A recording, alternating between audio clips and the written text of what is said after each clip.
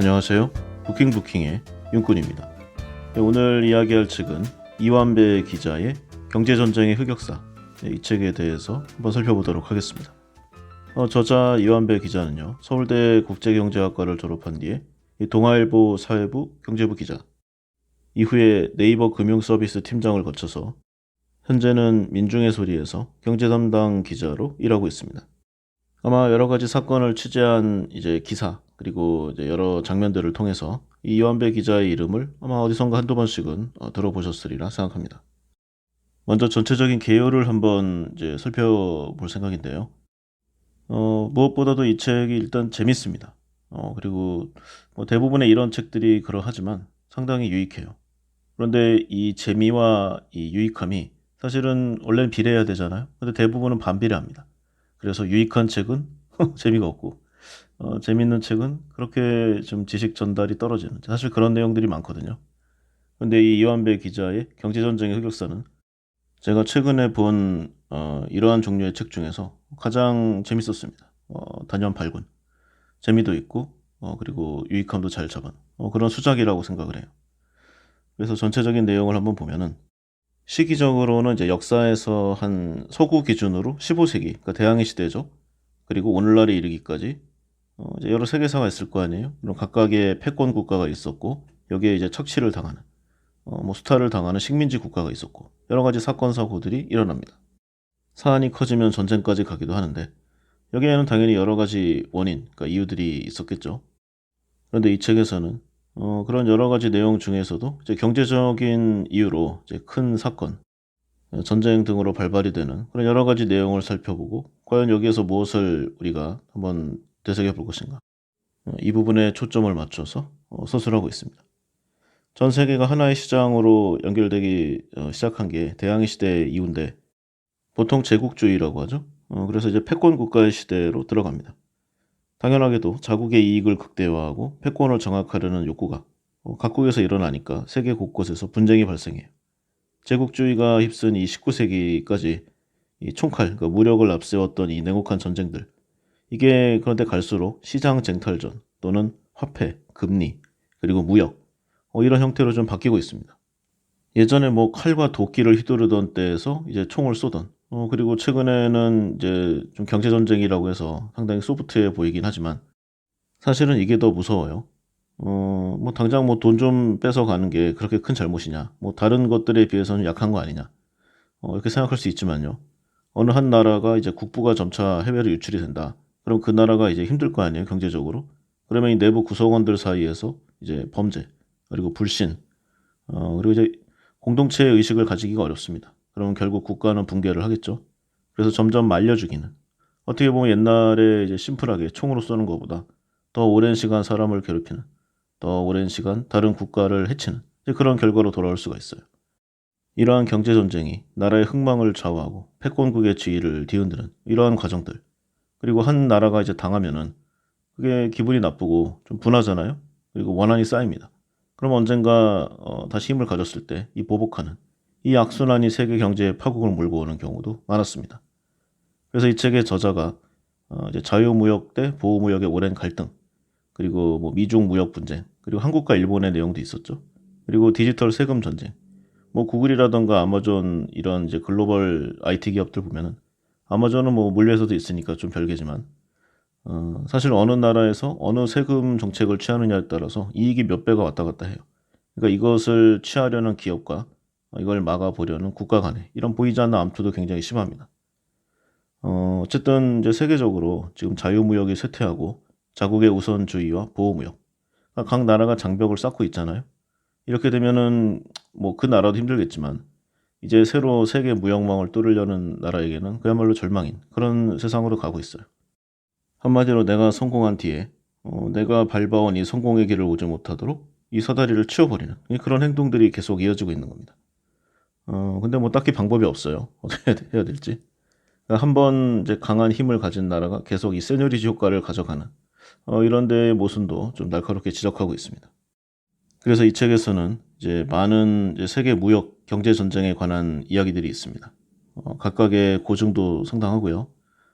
내용을 짧고 임팩트 있으면서도 상세하게 풀어쓰는 어떤 의미에서 보면은 뭐 소설이라던가 이런 다른 글에서 보면은 조금 늘어지는 경우가 있을 수 있잖아요. 근데 기자 출신답게 문체가 간결하면서도 상세한 정보를 전달해 주는데 엄청난 내공을 보여주고 있습니다. 그래서 결론적으로 이 책 굉장히 재밌고요. 꼭 한번 사서 읽어보시기를 적극 권해드립니다. 그래서 대략의 내용을 보면은요. 먼저 후추 전쟁이 있어요. 이게 포르투갈과 에스파냐의 전쟁인데 이 대항해 시대 초창기에 보면은 이 나라들이 이제 패권을 가져갈 뻔했었죠. 그래서 여러 전쟁들이 있었는데 그중에 이 향신 요인, 이 후추를 둘러싼 여러 가지 암투, 그리고 이것이 어떻게 뻗어나갔는지 이런 좀 과정을 트래킹하고 있는 내용입니다. 다음이 이제 영란 전쟁. 이제 영국과 네덜란드의 전쟁인데요. 저자도 이 책에서 이야기를 했지만 이 영국이란 나라는 이미지 세탁을 잘한 대표적인 나라라고 생각돼요. 역사적으로 정말 엄청난 많은 악행들을 저질렀는데 국제사회에서는 젠틀맨이라는 말로 포장돼 있죠. 어처구니가 없습니다. 우리가 이제 전 세계에서 이제 각종 전쟁과 이제 분쟁들이 있는데 이 전쟁은 왜 일어났을까라고 정확한 이유를 모르면은요, 그냥 영국을 찍으면 얼추 맞습니다. 그래서 영국과 네덜란드의 전쟁인데 이렇게 보면 네덜란드가 뭐 좀 피해를 받고 침략을 받은 것 같잖아요. 근데 네덜란드도 많은 죄를 졌습니다. 뭐 죄라고 하기보다는 자국 이익 극대화 정책이라고 할 수 있겠지만 어쨌든 이 내용도 간략히 뒤에서 보고요. 그리고 대륙 봉쇄령. 이 나폴레옹이 이제 영국을 좀 만만히 보고 싸움을 걸었다가 이제 해전에서 대패를 하죠. 해군이라는 게 단시간에 육성하기도 어려울 뿐더러 뭐 또 붙어도 이길 자신이 없었어요. 그래서 대륙에서 이제 영국과의 무역을 봉쇄하는 이 대륙 봉쇄령을 했는데 결과적으로 이것이 자충수로 돌아왔습니다. 그리고 미국의 독립전쟁과 영국이 중국을 상대로 행한 아편전쟁. 이거는 간단히 살펴볼 거니까 좀 뒤에서 다시 보고요. 그리고 미국의 노예 쟁탈전과 남북전쟁. 실제 이제 미국의 링컨이 이제 흑인 노예 해방을 뭐 위한다는 대의명분으로 남부와 전쟁을 벌였잖아요. 근데 여러 역사 이 서적들이 증명하듯이 링컨은 그다지 노예 해방에 적극적이지 않았습니다. 노예를 뭐 그렇게 대등한 관계로 여기지도 않았고요. 다만 이제 백인보다는 떨어지지만 노예로 부릴 것까지는 없지 않은가. 이 정도의 스탠스라고 보면은 맞지 않을까 합니다. 그리고 수에즈 운하를 둘러싼 수에즈 전쟁. 이 수에즈 운하가 없으면은 너무나 먼 거리를 돌아가야 되잖아요. 항해상의 일정이라던가 비용에서 인류에게 획기적인 편의를 준 그게 수에즈 운하인데 이렇게 말만 들어도 좀 돈 냄새가 나지 않겠습니까? 그러니까 당연히 이 주위를 둘러싼 강대국들 그리고 주변국들의 이해관계가 여기에 포커싱 될 수밖에 없어요. 그러면은 자원은 하나인데 나라가 여럿이니까 당연히 분란과 전쟁이 있었겠죠. 그런 내용들을 이야기해주고 있어요. 그리고 세계대전 이후에 이제 서구 열강, 그러니까 연합국 측이 독일의 과도한 배상을 요구해서 또 다른 이제 전쟁의 불씨가 된 이 베르사유 조약. 또 이제 다이아몬드 생산에 참혹한 현실을 반영한 이 시에라리온 내전. 그리고 미국이 중동을 어떻게 억압을 했는가, 어떻게 그 자원을 뺏어왔는가, 아니면 뭐 컨트롤 했는가. 여기에 관계된 걸프 전쟁 이야기가 있고요. 그런데 이 전쟁들은 어떻게 하든 간에 좀 눈에 보이잖아요. 그러니까 어느 나라와 어느 나라가 싸운다. 어떤 이유로 해서 분쟁이 일어났다. 다툼이 벌어졌다. 이걸 알 수 있습니다. 그런데 이제 차가운 전쟁이라고 저자가 명명한 이 분쟁을 보면은 정말 싸우는지도 모르게 세계사의 중요한 페이지가 휙 넘어가고 있어요. 예를 들면은 이제 미국이 꺼내든 보호무역 카드의 이제 참패인데 이 스무트홀리 관세법입니다. 결국은 대공황을 불러왔죠. 그리고 미국이 이제 중남미 국가들이나 아니면은 뭐 아프리카 쪽 이 나라들의 이제 내정 간섭을 행하면서 그 매개체가 된 이 바나나 제국, 이 바나나 전쟁이라고도 하는데 뭐 이야기가 있습니다. 그리고 이제 미국과 유럽도 또 경제적으로 붙었어요. 이 항공기 산업이라는 게 엄청난 부가가치를 창출하잖아요. 결국은 이제 이 내용들이 위성, 뭐 우주항공 이런 쪽까지 발전을 하게 되지만 그래서 항공기 보조금 분쟁에 관련된 아주 격렬한 싸움이 있었습니다. 그리고 최근에 이제 미국의 대항마라고 할 수 있는 중국 그리고 그 이전에 소련 이 나라들과의 다툼사도 재미가 있고요. 마찬가지 방식으로 미국이 일본도 한번 크게 눌러줬죠. 플라자 합의. 이 내용도 좀 다른 방식으로 상세하게 이야기해주고 있습니다. 이렇게 다양한 내용을 이제 시줄과 날줄로 잘 엮어서 재밌고 유익하면서도 역사 속에서 힘이 없는 국가는 결국 어떻게 되는가? 이 세계화의 경랑 속에서 약소국 또는 한번 상황 판단을 잘못한 국가는 어떻게 되는가? 이를 잘 설명해주고 있습니다. 그래서 이제 이 내용을 다 하는 것은 당연히 뭐 시간상의 문제도 있고요. 그리고 뭐 의미가 없잖아요. 그래서 제가 특별히 관심이 있는 몇몇 내용을 뽑아서 한번 좀 살을 붙여 이야기해 보도록 하겠습니다. 먼저 가볍게 히토류 이야기, 히토류 전쟁부터 한번 시작을 해볼까 합니다. 보통 이제 희귀금속을 통칭하죠. 이 안에도 여러 세부 항목의 이 광물들로 나뉘어져 있습니다. 그래서 보통 이제 자원 부국들이 이 히토류를 무기로 여러 가지 정치적인 이슈 그리고 다른 뭐 경제 사회적 문제들을 해결하려는 그런 외교적 좀 액션들을 많이 해요.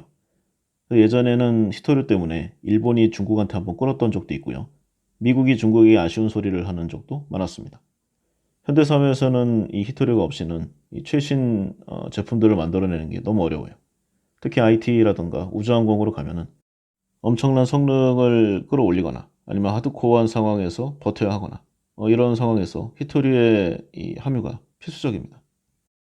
요즘 한창 그 중요성이 부각되는 2차 전지 같은 경우에도 뭐 인산철 배터리 이런 식으로 해서 뭐 인광석 이런 것도 많이 필요해요. 그다음에 삼원계 쪽도 마찬가지고. 어쨌거나 양이 뭐 많고 적음의 차이가 있을 뿐이지 이 히토류의 중요성은 나날이 더 늘어가고 있습니다. 그런데 오늘날과 같이 히토류가 적극적으로 필요하지 않을 때도 예전부터 자원 전쟁은 대단히 심했어요.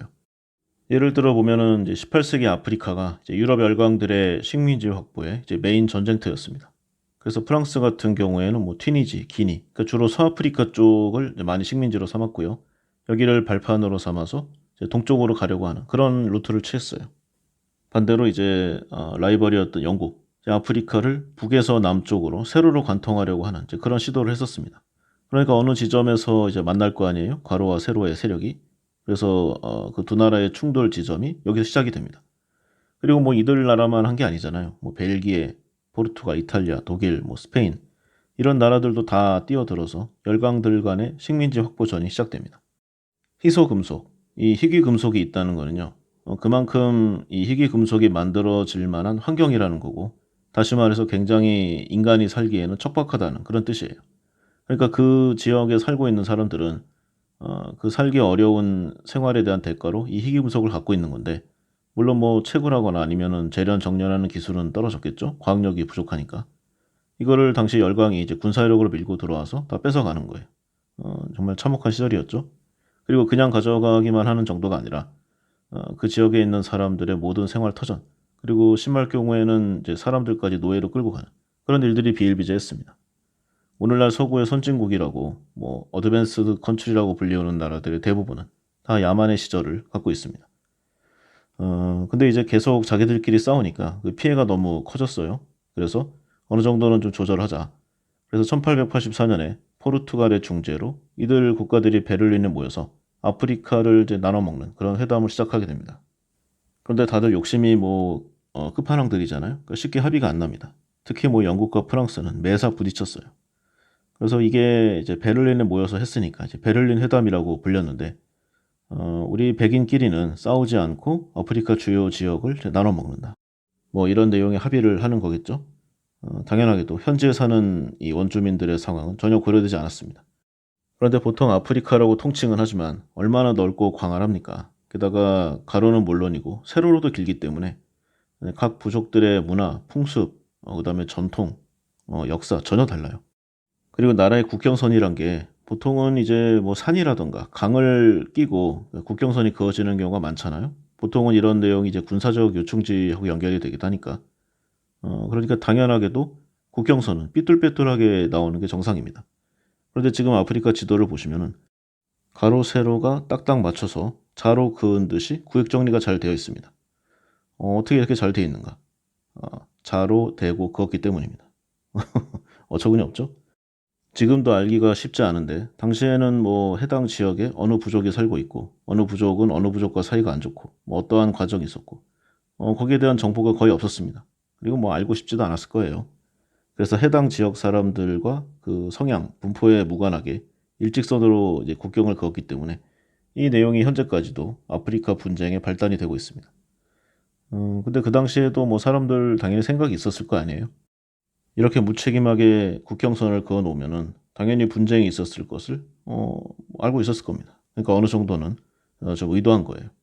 계속 서로 치고받고 싸워야지 통일을 잘 못할 거 아닙니까? 그래서 분명히 이런 내용이 있었을 거고요. 그래서 이런 결과로 스페인 같은 경우에는 이제 서사하라 지역을 분배받았습니다. 그런데 이쪽은 원래 프랑스가 지배하고 있던 곳이었어요. 그래서 알제리, 모로코, 모리타니. 그러니까 이제 아프리카 서쪽 해안 지역이 프랑스 쪽이었다가 이제 스페인이 양도받게 된 겁니다. 근데 이쪽에는 당연하게도 원래 원주민 부족이 있었겠죠? 처음에는 프랑스에 대항하다가 이제 주인이 스페인으로 바뀌었다고 하니까 여기에 대항해서 독립운동을 벌였어요. 근데 스페인이 아주 당연하게도 처절하게 무력 진압을 했습니다. 그런데 이때 생각보다 이 아프리카 지역이 이제 관리하기는 어려운데 얻는 게 별로 없어요. 그러니까 지금 시대와는 좀 다르잖아요. 이 희귀금속이라는 것도 뭐 그때는 그냥 돌덩이에 불과했습니다. 어쨌든 여러 가지 뭐 자국 내 상황도 겹치고 해서 스페인이 이 서사하라 지역에서 철수하게 돼요. 근데 이제 그냥 가지 않고 주변의 모로코와 모리타니 같은 나라를 이제 불러가지고 이 서사하라 지역을 반반씩 나눠 가지게 합니다. 그러니까 어떤 해당 지역, 그리고 어떤 해당 민족, 아니면은 뭐 자국 국민도 마찬가지지만요. 노예끼리 싸우게 하는 방법이 역사적으로 통치하기에 가장 좋은 방법으로 정평이 나 있습니다. 어느 나라든지요. 지배 계층은 이제 피지배 계층을 계속 분열시킵니다. 그래서 남녀가 싸우게 하고요. 노소가 싸우게 합니다. 그리고 지역 감정을 부추기는 거는 뭐 아주 해묵은 너무나 잘 알고 있지만 항상 통하는 이제 만고불변의 백전백승 그런 병법이에요. 최근에는 좀 방향을 달리해서요. 이제 아파트로 통칭되는 이제 이너서클 문화를 적극 권장하고 있죠. 그래서 아파트를 갖고 있는 사람, 아파트를 갖지 못한 사람, 또는 아파트는 가졌지만 강남 인근에 있는 사람과 강남 이제 외에 있는 사람들 이런 식으로 계속 이제 가지를 치고 분리를 하고 서로 간에 이제 분열을 일으킵니다. 어쨌든 뭐 내용은 이렇고요.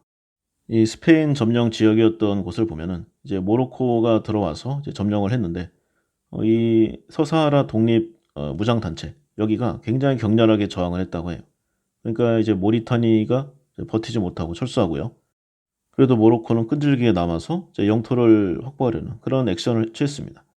그리고 시간이 지나서 이제 모로코도 힘드니까 뭐 이제 철수를 할까 아니면 조금 더 있어 볼까 이런 고민을 했다고 하는데 결국에는 이제 철수하지 않고요.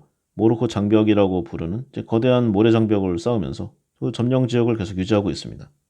그런데 이게 모로코로서도 상당히 힘든 일이라고 해요. 비용도 많이 들고 힘도 들고 욕도 많이 먹고 있잖아요. 근데 왜 그런가? 바로 이제 인광석 때문이라고 합니다. 이게 서사라에 엄청나게 매장이 돼 있는 천연 자원인데 보통 우리가 뭐 생물, 그러니까 주로 식물이죠. 이 식물을 키울 때 보면은 이제 질소, 인산, 칼륨 이 세 가지 메인 영양소를 계속 공급해줘야 됩니다. 인 같은 경우에는 뭐 동물뿐만 아니라 식물의 아주 필수적인 물질인데 이 인의 산소 분자가 결합한 것이 이제 인산염, 그러니까 인산 비료예요.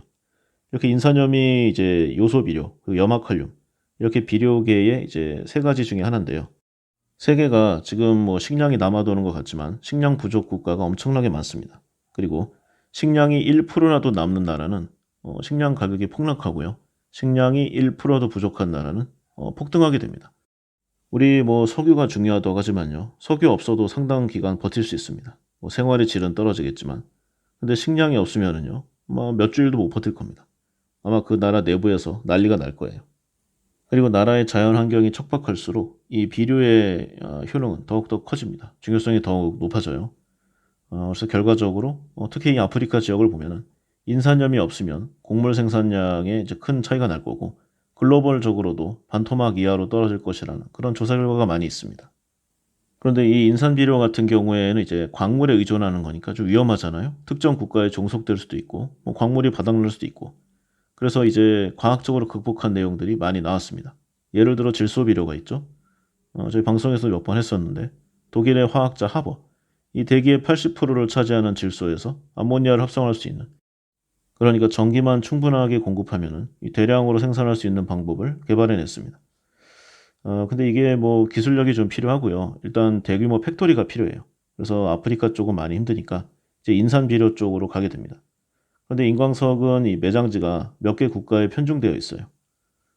대부분 이제 모로코 서사하라 지역 이쪽이 굉장히 여기 인산 비료의 산출지입니다. 전 세계적으로 보면 한 700억 톤 정도 있다고 추정이 된다고 해요. 근데 이 중에 한 80% 이상이 이 서사하라 해안 지역에 집중적으로 매장되어 있다고 합니다. 국가 간의 분란이 안 나는 게 이상하겠죠? 이러니까 모로코에서 그 비난을 무릅쓰고 이 지역을 강제 점령하고 있는 이유가 이해되기도 합니다. 그리고 실제로 모로코의 수출 품목도 인광석이 주력이에요. 현재 모로코의 상위 10대 수출 품목 중에 1위가 비료, 5위가 인산, 그리고 8위가 인산염이라고 합니다. 한마디로 이 인광석으로 나라 경제가 돌아가는 이제 그런 구조예요. 그래서 인광석 가격이 올라가면서 모로코 경제가 크게 좀 풀렸는데, 근데 매장지가 대부분 서사하라에 있으니까 이제 각종 유혈 충돌을 감수하면서도 이걸 지켜내야 돼요. 그런데 뭐 인광석 하니까 대단히 아주 훌륭하고 뭐 스페셜한 이제 그런 자원 같잖아요. 근데 똥입니다. 그러니까 뭐 새가 오랜 시간 지나가면서 뭐 똥을 싼 게 이제 모이고 퇴적화되면서 자원이 된 거. 수천 년간 뭐 수만 년간 화학 작용을 일으켜서 만들어지는 이제 그런 광물입니다. 그러니까 당연히 매장량이 상당히 많이 있긴 하지만 그 부존량이 한계가 있는 거예요. 한마디로 유한한 자원이라는 겁니다. 그런데 이제 그동안은 이제 식량에 관계되는 쪽으로 이 인광석이 중요했잖아요. 그리고 아까 한 700억 톤 전 세계 부존량 중에 500억 톤 이상이 이쪽 지역에 있다는. 근데 중국에도 한 30억 톤에서 50억 톤 정도 이게 매장이 돼 있다고 합니다. 그런데 중국이 인광석 매장량은 뭐 그렇게 많지 않지만 전 세계 인광석의 한 50% 이상을 생산하고 있다고 해요. 그러니까 부존량은 적지만 최종 생산물은 많이 뽑아내고 있다는 거죠. 그래서 1년에 한 1억 톤 조금 안 되는 내용으로 좀 가져오고 있는데 현재 추세대로 보면은 한 20년에 30년 정도를 생산해낼 수 있다는 거예요. 그런데 그동안에 이제 식량 자원의 이제 요소로 쓸 때는 그렇게 높은 가격을 받지는 못했습니다. 그한 적당한 정도였는데 이게 이제 배터리에 들어가면서 이 비중이 늘어나고 가격이 치솟고 있어요.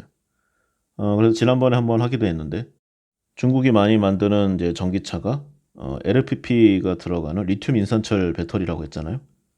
그래서 여기에 엄청난 리튬 인산철 양극재가 필요하고 당연히 그 이전에 인광석은 더 많이 필요합니다.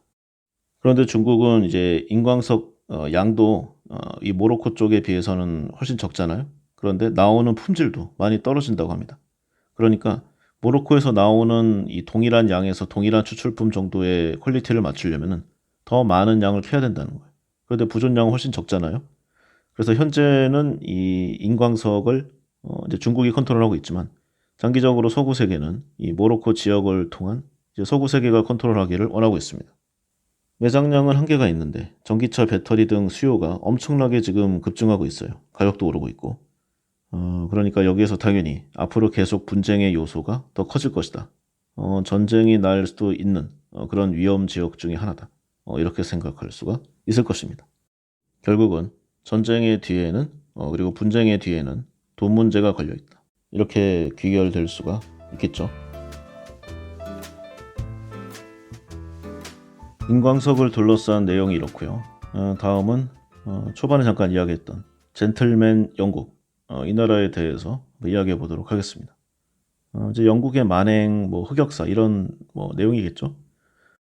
역사적으로 보면은 영국이 저는 나치보다 훨씬 더 심한 나라라고 생각을 합니다. 그러니까 나치의 이 유태인 학살 같은 만행이 지금으로부터 좀 근현대에 있었고 그 얼마 시간이 많이 지나지 않았잖아요. 그리고 단기간에 임팩트가 굉장히 셌습니다. 그리고 한 나라에 좀 집중되어 있고 그리고 그 나라가 마침 지금 국제적인 파워가 있으니까 좀 도드라졌을 뿐이에요. 근데 영국이 저는 훨씬 더 심했다고 보는데 지금 보면은 이제 뭐 영미 선진국이다라고 해서 약간 미국에 얹혀가는 것도 있고요. 상임이사국으로 뭐 떵떵거리고 있잖아요. 최근에 이제 브렉시트라는 엄청난 헛발질을 해가지고 좀, 좀 쌤통이긴 한데요. 어쨌든 간에 아직도 영국이라면 어느 정도는 대우해주는 이제 그런 상위 선진국의 한 나라입니다. 근데 영국의 역사적인 만행을 보면은 그야말로 엄청나요. 그 구체적인 내용을 보면은요. 이제 쿠르드족 대학살 사건이 있습니다. 시기는 1920년대. 당시 이라크와 요르단을 점령한 이 영국이 맞서야 했던 이 쿠르드족의 독립투쟁. 이 내용이 좀 심각합니다. 이후에 이제 장관과 수상을 역임했던 이 영국의 핵심 정치인 윈스턴 처칠. 쿠르드인은 벌레와 같다. 독가스로 다 죽여라. 이런 명령을 내렸다고 합니다. 당시의 결과가 독가스가 부족해서 말살은 못했지만 직계할 수 없을 정도의 많은 이 쿠르드족이 희생됐다고 합니다. 그런데 이게 영국이 좀 배신을 때렸다고 할 수 있는 거예요. 그 이전에 이제 오스만 터키와 이제 영국이 싸웠거든요. 이때 영국 편을 들었던 것이 쿠르드족. 그러니까 뒤에 뭐 너희들의 뭐 독립 및 기타 뭐 베네핏을 주겠다. 이렇게 한 다음에 전쟁이 끝나니까 바로 토사구팽 해버린 거예요. 물론 영국만 그런 것도 아닙니다. 이란, 이라크도 쿠르드족을 이용해 먹고 뭐 버린 그런 역사들이 있어요. 그래서 쿠르드족의 역사는 전투와 배신당함, 그리고 동족 상잔, 여기 반복되는 역사의 집합체예요. 이것 말고도 뭐 잔혹한 식민지 내용들이 많습니다. 특히 처칠은 인종차별주의자였다는 게 거의 중론이고요. 영국 역시 식민 지배를 상당히 가혹하게 해왔던 것도 사실입니다. 하지만 그런 영국도 일본 앞에서는 그 잔혹함과 살해한 인간의 숫자가 자릿수가 달라요. 그리고 보호전쟁이 있었죠. 1870년대에 이 남아프리카 보호인의 땅에서 이 다이아몬드 광산이 크게 발견됐습니다. 그래서 이 땅을 빼앗기 위해 영국이 전쟁을 일으켜요. 그런데 보호인들이 굉장히 전투 기술이 탁월했다고 합니다. 의외로 게릴라전으로 잘 저항해서 영국이 굉장히 낭패에 빠진 그런 내용들이 많습니다. 그래서 게릴라전을 못하게 주거지를 불태워버리고 16만 명의 민간인을 집단 수용소에 감금해버리는 엄청난 만행을 저지릅니다. 특히 당시 집단 수용소가 최악의 환경이라서 여기서만 2만 명이 바로 사망했고요. 그래서 이렇게 피해를 많이 주니까 영국이 보호전쟁에서 승리하긴 했어요. 근데 민간인 학살의 끝판왕인 국가임을 여실히 보여줬습니다. 이때 포로 수용소 설치와 대량 학살에 대한 아이디어가 이제 나치 독일, 히틀러에게 전해져서 아우슈비츠 수용소로 그대로 재활용, 그리고 업그레이드 재생산되게 됩니다. 그리고 아까 이야기했던 이 아프리카 분할에서 이제 영국과 프랑스가 뭐 취향대로 국경선을 그어버리는 바람에 지금도 이제 민족 종교 뭐 분쟁 끊이질 않는 이제 대륙이 됐잖아요. 아프리카가. 여기에도 영국이 지대한 공을 세웠고요. 그리고 인도와 파키스탄 분쟁에도 관여했습니다. 식민 통치를 용이하기 위해서요. 이제 의도적으로 민족 갈등, 종교 갈등을 굉장히 막 부풀렸어요. 펌프질을 한 거죠. 그래서 한 나라가 3등분이 됐습니다. 결국 인도와 파키스탄은 이 세 번의 전면전과 수차례 국지전을 벌이다가 각자 핵무기를 보유하게 되는 최악의 결과를 가져오게 돼요. 그리고 또 벵골 대기근 사건이 있죠. 인도가 이제 18세기 정도부터 이제 영국에게 많이 수탈을 당했어요. 나라의 자원이라던가 뭐 좀 알짜를 많이 뺏긴 상황이었습니다. 이런 때 1943년에 역사적인 벵골 대기근을 맞이하게 되는데 이게 이제 일본이 이제 영국령이었던 버마, 그러니까 미얀마죠. 여기를 점령을 했어요. 그 다음에 이제 미얀마에서 쌀을 수입하던 좀 인도, 여기에 쌀이 못 가게 일본군이 통제를 해버립니다. 그러니까 쌀을 징발하고 수탈하고 민간 유통을 금지하는 거죠. 전쟁 기간이니까 뭐 자기 이제 군사 물자로 써야 되는 게 뭐 당연한 거 아니겠습니까? 그러니까 여기로 가야 되는 식량이 제때 못 가니까 이 벵골 지방에서 뭐 노약자, 그다음에 뭐 아녀자, 길거리에 아주 시체처럼 널브러지는 그런 일들이 비일비재했어요. 시체 썩는 냄새가 저 길가에 진동을 했다고 합니다. 그래서 인도가 너무 힘들어서 당시에 영국 수상 처칠에게 이제 탄원을 하니까 처칠이 뭐 당장 쌀이 없다 정도로 이제 묵살하고 넘어간 다음에 공개적인 자리, 사적인 자리 뭐 막론하고요. 아주 인도인은 증오스럽다고 이렇게 내용 표현을 많이 했다고 합니다. 근데 당시 인도의 상황이 워낙 처참했다고 해요. 그래서 보다 못한 호주와 미국이 이제 구호 물자를 좀 자체적으로 보내려고 했습니다. 그런데 이때 처칠이 거부했다는 내용이 많아요. 당시에 이제 맥스치로 해서 700만 명 이상이 굶어 죽었다고 하는데 유태인 이제 학살이 600만 명 정도잖아요. 그러니까 여기보다 더 죽인 겁니다. 물론 영국이 총을 쏘거나 뭐 가스실을 운영하거나 그런 건 아니지만요. 자기들이 직접 도와주는 것도 아니고 다른 나라가 구호 물자를 보내준다고 하는데 그거를 이제 커트한 거예요. 과연 국가로서 존재 가치가 있는가? 그런데 이렇게 이야기하면은 영국을 너무 모함하는 것이 아닌가 이런 말이 나올 수 있잖아요. 그도 그럴 것이 여기에 관련된 자료를 영국이 전량 폐기했습니다. 그래서 증거가 잘 없었어요. 그러다가 지난 2010년 역사학자 무케르지가 다량의 근거 자료와 함께 이 영국의 만행을 폭로해버립니다. 그래서 영국이 대대적으로 망신을 당했죠. 그런데 뭐 망신을 당했다고 하니까 뭐 엄청난 피해를 본 것 같지만 그냥 조금 욕먹고 마는 거예요. 이미 시간이 많이 지났고 또 영국의 국가의 파워가 이 당시까지는 뭐 계속 셌으니까 뭐 지금도 세지만요. 결국 그때 죽은 사람만 불쌍한 겁니다. 그리고 한번 증거가 드러나니까요. 뭐 일부러 그랬다기보다는 적극적으로 대응을 못한 부분은 있다. 뭐 유감이다. 그리고 당신은 제2차 세계대전 중이었다는 점을 이해해달라. 이런 식으로 뭐 면죄부를 받으려고 하는데 정말 젠틀맨이라고 불리우고 싶은 영국의 그런 모습을 보면은 개인적인 내용이지만 굉장히 징그럽고 좀 뻔뻔하다는 생각을 금할 길이 없습니다. 어쩌면 이렇게 일본과 그 행태가 유사한가. 참고로 아일랜드 사람을 만나면은요, 한국 사람과 좀 이야기가 잘 통한다고 합니다. 왜냐면은 아일랜드가 이제 영국 바로 옆에 있잖아요. 역사적으로 엄청난 박해와 침략을 받았습니다. 우리나라와 비슷하죠. 그래서 아일랜드인이 영국인을 대하는 마음이 우리나라가 일본을 대하는 것보다 강하면 강했지. 절대로 약하지 않다고 합니다. 구체적인 사례도 있죠. 아일랜드 대기근. 보통 보면은 뭐 기근 자체가 영국의 탓은 아닙니다. 그런데 공식적인 기록만 봐도 1740년하고 1847년, 1879년 이 세 번에 걸쳐서 엄청난 대기근이 아일랜드를 덮쳤다고 합니다. 특히 두 번째가 재앙 중에서도 대재앙이었다고 하는데 영국하고 아일랜드를 보면은요. 12세기경부터 역사가 이어집니다. 당시 헨리 2세, 잉글랜드가 웨일스를 병합하고 아일랜드를 침략해 왔어요. 이때부터 이제 주거니 받거니 하면서 굉장히 이제 아일랜드가 피해를 보고 있었는데 결정적으로 16세기경에 이제 성교회를 믿으라는 명분을 내세워서 아일랜드는 원래 가톨릭 국가였습니다. 근데 아일랜드의 토지를 이제 종교 분쟁을 이유로 뺏어버려요. 아일랜드 토지 중에서 한 90% 이상 나는 밀과 우유도 상납해야 됐고요. 남은 10% 토지에서 나오는 감자로 연명해 가는 그런 나라의 처지로 전락해버립니다. 지도를 보면은 아일랜드는 이제 어디 도망갈 데가 없잖아요. 그러니까 영국에서 밀고 들어오면은 당하는 수밖에 없습니다.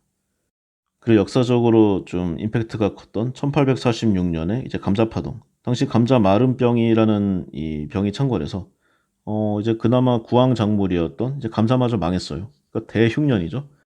이때에도 당연히 영국은 적극적인 이제 구조 활동을 벌이지 않았습니다.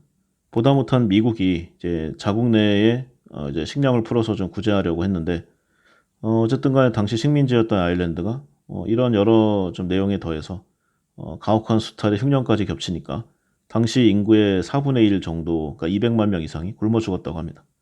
아직도 아일랜드의 인구는 이 당시가 800만 명 맥스였는데 현재도 700만 명 정도밖에 안 된다고 해요. 그러니까 처참 그 자체죠. 이게 미국에 보면은 이제 뉴 잉글랜드 지역이라는 곳이 있는데 이쪽에 아일랜드계 미국인이 많이 있습니다. 이게 뭐 이때 많이 건너온 그 이유도 있고요. 미국 독립전쟁 때 이제 아일랜드인들이 미국 편에 서서 그토록 영국에 거칠게 저항했던 이유도 다 이런 역사적인 원인이 있습니다. 그리고 이 내용은 역사적으로도 사안이 크고요. 좀 비중이 높아서 별도로 좀 길게 이야기해 보려고 합니다. 책에도 상당한 분량을 할애해서 이 내용을 이야기하고 있어요. 바로 영국이 중국에 벌인 아편 전쟁. 무역 적자를 메꾸겠다고 상대방 국가에 마약을 팔다가 단속당하니까 군대를 보내서 전쟁을 일으킨 그 사건입니다. 이후에 이제 잠자던 사자라고 불리우던 중국, 이 청나라, 서구 열강의 침략에 시달리게 되었고요. 그래서 현대 중국 정부도 이 마약이라는 문제에 대해서는 굉장히 민감하고요. 아주 극형에 준하는 처벌을 하고 있습니다. 근데 이렇게 마약에 민감하다고 대외적으로 이야기를 하지만요. 현재 미국에 펜타닐을 비롯해서 합성 마약을 엄청나게 뿌려대고 있어요. 그러니까 역사는 반복되는 겁니다. 그래서 이 영국이 중국의 이 마약 전쟁, 이 아편 전쟁을 한 내용을 보면은 뭐 역사적으로 굉장히 많은 버전이 있잖아요. 이야기의 좀 포커싱도 관점에 따라서 다양한 이야기로 좀 나눌 수 있고요. 근데 여기서는 저자가 이야기한 이 경제적인 부분에 포커싱을 해서 한번 이야기해 보도록 하겠습니다. 그래서 나온 내용이 한계 효용 체감의 법칙.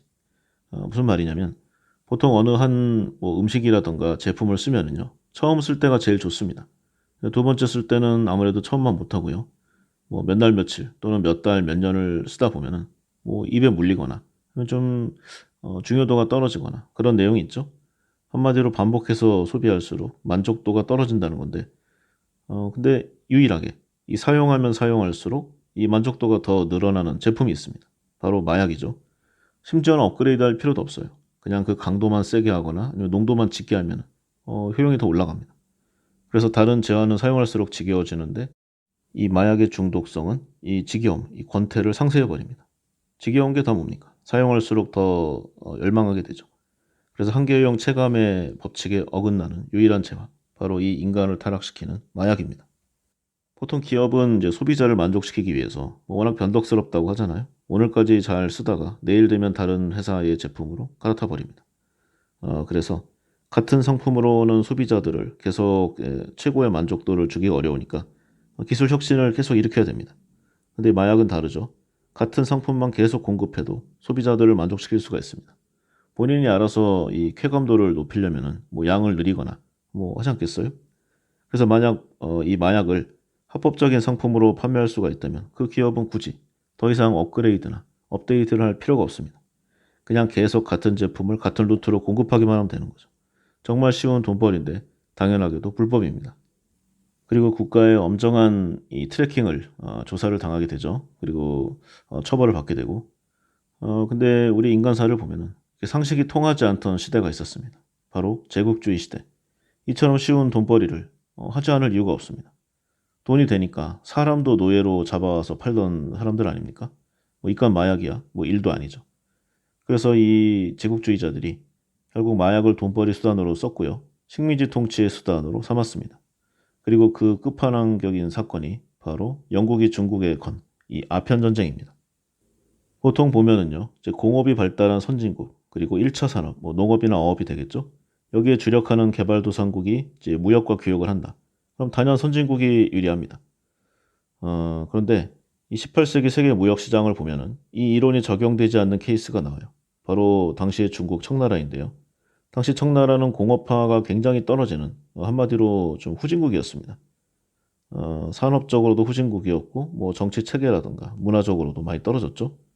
그런데 당시 전 세계 최강의 공업 국가로서 세계 경제의 주도권을 쥐고 있던 영국. 당연히 이길 줄 알았는데 청과의 무역에서 엄청난 적자를 보고 있었습니다. 왜 이런 일이 벌어졌는가? 산업혁명으로 대표되는 이 산업화 시대를 보면은 이제 인간의 노동력을 대체하는 이제 강대한 이 머신 파워, 기계화를 통해서 이제 엄격한 퀄리티의 제품을 빠르게 대량 생산할 수 있는 그 장점 때문에 이게 좀 통했던 거잖아요. 근데 청나라를 보면은 그야말로 인해 전술. 18세기 말에 이미 청나라 인구가 3억 명을 넘어섰다고 합니다. 이게 공식이니까 당연히 이거보다 더 많았겠죠. 그리고 기계에 의한 대량 생산이라고 하지만 그래도 아직까지 기계가 비쌌습니다. 그러니까 제품 자체가 비쌌기 때문에 아무래도 이 내용을 물건값에 얹으면은 옛날보다는 싸지겠지만 그래도 아직까지는 부담스러운 가격이에요. 근데 청나라는 이 막대한 이 3억 명의 피플 파워를 통해서 이 생산 코스트를 완전히 낮춰버립니다. 기계가 대량 생산하는 것보다 사람이 대량으로 붙어서 물건을 만드는 게 더 싼 거예요. 게다가 뭐 퀄리티가 떨어진다고 하면은 굳이 물건을 수출하지 않고 자급자족만 해도 충분한 그런 스타일이었습니다. 게다가 당시에 전제 군주, 그러니까 황제죠. 이 사람이 지배하는 이 봉건 시스템이었잖아요. 그러니까 많은 인구를 싼 가격에 부려먹는 것이 가능했습니다. 기계로 생산하는 것보다 대량의 사람을 동원하는 것이 더 싼, 참으로 인류사에 있을 수 없는 그런 시기가 나온 거예요. 당시 영국의 최대 수출품은 싸고 질 좋은 면직물. 그런데 이게 청나라에서 전혀 경쟁력을 갖지 못했습니다. 산업이 뒤떨어졌다고 하지만 뭐 의복이라든가 옷을 안 입는 나라는 거의 없잖아요. 그리고 3억이 넘는 인구를 바탕으로 했기 때문에 자기들이 필요한 양질의 천을 충분히 싼 가격에 생산해서 소모하고 있었습니다. 게다가 이제 면보다도 아무래도 비단이 더 곱잖아요. 간의 수공업이긴 하지만 퀄리티가 훨씬 높았습니다. 당시 영국의 면직물이라는 게 지금 오늘날의 면 제품의 퀄리티를 보면 안 돼요. 옛날이니까 당연히 거칠고 조잡했습니다. 그냥 옛날보다 좀 나았다는 거죠. 그래서 간의 수공업과 공장 공업이 붙었는데 보통 공장 공업이 이겨야 되잖아요. 그런데 청나라 인구 파워로 간의 수공업이 압도적으로 이겨버린 그런 내용입니다. 이 반면에 청나라가 영국에 주로 팔고 있던 제품은 이제 차, 도자기, 뭐 비단 이런 것들이었는데요. 그 중에서도 영국 입장에서 가장 문제가 되었던 게 차. 원래 영국이 전 세계 최대 커피 소비국이었습니다. 그런데 어느 날부터 이 중국에서 들어온 차가 좀 스며들기 시작하더니 원래 즐기던 커피에서 차로 대량 이동시켜 버렸어요. 영국이 생산하는 제품들은 중국에서 별 필요가 없는데 중국에서 만드는 제품은 영국에서 엄청나게 팔려나간다. 그럼 이 무역 게임은 뭐 하나만 하겠죠? 그래서 1817년부터 1833년까지 청나라가 이 차 수출로 영국으로부터 벌어들인 돈이 은하로 4천만 냥이 넘었다고 합니다. 이 엄청난 은하를 감당하느라 영국의 은하가 고갈될 지경에 이르렀다고 해. 그래서 아무리 계산기를 두드려 봐도 이제 정상적인 방법으로 이 무역 적자를 감당할 능력이 이제 영국에는 없었습니다. 그래서 이제 국리 끝에 아주 비열한 방법으로 이를 만회하려고 했던 것이 바로 아편을 청나라에 수출하는 것이었죠. 원래 아편이 이제 인도 지역에서 많이 나왔는데요. 처음에는 이제 의료용으로 썼습니다. 그러니까 마취제로 쓴 건데 영국 상인들이 이 아편의 중독성을 이제 이용하기 시작했어요. 마취제로 써야 할 아편을 그것도 거의 정제가 되지 않은 생아편을 청나라에 수출하게 된 겁니다. 근데 아편이 뭐 인도에서만 있었던 건 아니고요. 원래 청나라에도 있었습니다. 이제 정제해서 약재로 쓰고 있었는데 이제 아편을 담배에 섞어 피우는 풍습이 퍼지면서 점차 이제 마약의 성격을 띠게 돼요. 그리고 좀 유행이 됐습니다. 왠지 좀 지식인, 식자층, 그리고 좀 여유가 있는 사람은 아편을 피운다. 뭐 이런 이미지가 있어서요. 삽시간에 청나라를 파고들었어요. 그래서 보통 이때를 배경으로 한 영화를 보면은 아주 어두컴컴하고 음침한 이 아편굴에 숨어서 이 담뱃대에 아편을 피우면서 좀 눈동자가 이상한 예, 그런 사람들이 나오는 뭐 옛날 영화 있었잖아요.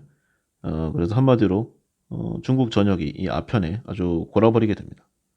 결과적으로 수십 년간 이제 무역 적자를 보던 이 영국과 중국의 무역이 이제 한 방에 뒤엎어지게 됐어요. 책에 나온 내용을 보면은 당시 유엔 마약범죄 사무소 기록으로 1775년에 청나라에 유입된 아편의 양은 75톤. 하지만 25년 정도가 지나서 1800년이 되니까 이 양이 200톤으로 3배 이상 늘다가 1835년이 되니까 1400톤. 그리고 1840년이 되니까 2500톤이 넘는 그야말로 기하급수적인 증가세를 보였다고 합니다. 당연히 아편 대금은 은으로 지불했고요. 영국으로 이제 중국의 은이 빨려 들어가기 시작합니다. 이때 들어간 이제 돈이 1800년부터 1839년까지 대략 6억 냥. 어마어마하죠. 아까 영국이 4천만 냥 정도를 이제 피해를 보니까 중국에 마약을 팔 결심까지 하게 됐는데 거기에 뭐 한 15배 이상입니다. 그야말로 물밀듯이 나라의 부가 영국으로 빠져나갔고요. 이 은이 이제 대량 유출되니까 은값이 천정부지로 치솟았고 이게 당연히 청나라 경제 부담으로 작용하게 됩니다. 그리고 돈도 돈이지만요. 나라 전체의 아편 중독자가 급증하니까 청나라의 이제 생산 가능 인구가 확 줄어요. 더 이상 정상적인 이제 국민 경제, 이 국가 활동을 하는 것이 어려워지게 됩니다. 아편 중독자가 뭐 농사를 짓고 공장 가서 일하고 뭐 상행일을 하고 그러지 않을 거 아니에요.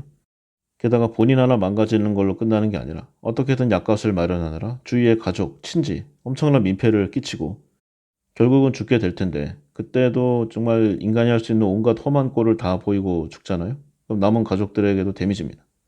거기에 더해서 이제 젊은 장정들이 빠져나가니까 뭐 죽겠죠? 그러니까 국방력도 이제 줄어들게 됩니다. 한마디로 군사로 쓸 사람 자체가 줄어드는 거예요. 이렇게까지 당하니까 청나라도 참을 수가 없었습니다. 당시 청나라에서도 영국과 화해를 해야 한다. 아니다. 강경 대응을 해야 한다. 이렇게 좀 나뉘어져 있었는데요. 이제 아편이 여기까지 좀 사회 문제가 되니까 대청 황실이 아편 문제에 관해서 초강경 입장이었던 임칙서 이 사람을 흠차 대신으로 임명해서 아편의 주 유통지이자 가장 문제가 됐던 이 광동 지방으로 파견을 했어요.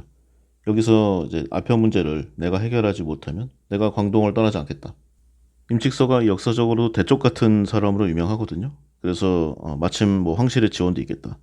이 아편 금지령을 위반한 사람을 체포하고 아편을 전부 물에 녹여버리고 영국 상인들, 뭐 정부죠. 여기에 엄청나게 강한 대응을 하게 됩니다. 당시 영국에서는 뭐 사유재산 침해다, 뭐 기타 등등으로 대응을 했지만 임칙서가 뭐 전혀 받아들이지 않았어요. 그리고 이제 영국도 처음에는 좀 유통망의 문제도 있고 사실 아편이 좀 뭐 깔끔하지 않잖아요. 여러 가지로. 욕을 먹고 있던 상황이니까 좀 웬만한 말로 하려고 하다가 결국 안 되니까 이제 군사적 대응으로 결정을 내리게 됩니다. 그래서 약 4천여 명의 군사를 이끌고 와서 이제 청나라하고 싸우는데 청나라군은 이제 내심 이런 생각을 했죠. 뭐 영국이 우리보다 여러 가지 면에서 좋긴 하지만 훨씬 많은 수의 군대를 동원하면 이기지 않겠는가. 거기다가 전쟁터도 뭐 중국 땅이잖아요. 홈그라운드니까 당연히 뭐 이길 거라고 봤습니다. 하지만 당시의 제국주의 중에서도 최선두였죠. 영국이. 두 차례에 걸친 아편 전쟁의 결과는 너무 허무할 정도로 영국의 일방적 승리로 돌아갑니다. 영국의 최신식 군함과 대포 앞에서 청나라의 구닥다리 무기들은 전혀 위력을 발휘하지 못했어요. 그래서 처참하게 졌다시피 했는데 그 결과로 첫 번째 조약, 이 난징 조약으로 청의 몰락은 시작되게 됩니다. 당시 청은 영국에 전쟁 배상금 1200만 달러, 그리고 몰수한 아편 보상금 2100만 달러를 물어야 했고요. 홍콩을 영국에 넘어주는 이 굴욕적인 조건에 합의할 수밖에 없었습니다. 추가로 상하이 등 이 5개 항구를 이제 개항하게 됐는데 이제는 뭐 아편의 이제 공식 루트가 되겠죠? 이 항구들을 통해서. 그래서 이 조약으로 인해서 이제 전쟁은 마무리될 듯 했는데 1856년부터 두 번째 아편 전쟁이 벌어집니다.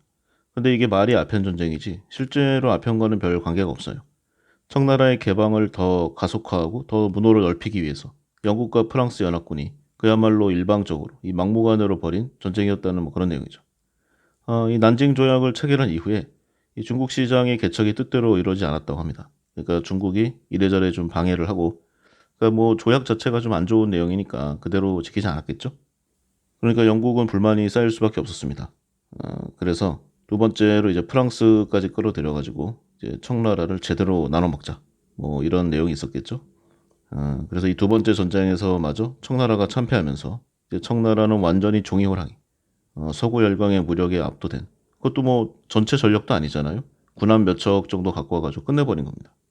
비슷한 일이 일본에서도 있었죠. 이 쿠로훈의 흑선, 이 미국의 그 대포 몇 방에 저 일본 전체가 사실 뭐 깨어났다고 하는 게 더 맞는 표현일 텐데 어쨌든 그 이후로 일본이 절치부심해서 러일 전쟁에서 러시아를 굴복시킨 후에 쭉 올라가다가 이제 미국과의 승부에서 진 이후로 제2차 세계대전이 끝나는 뭐 그런 루트를 밟습니다.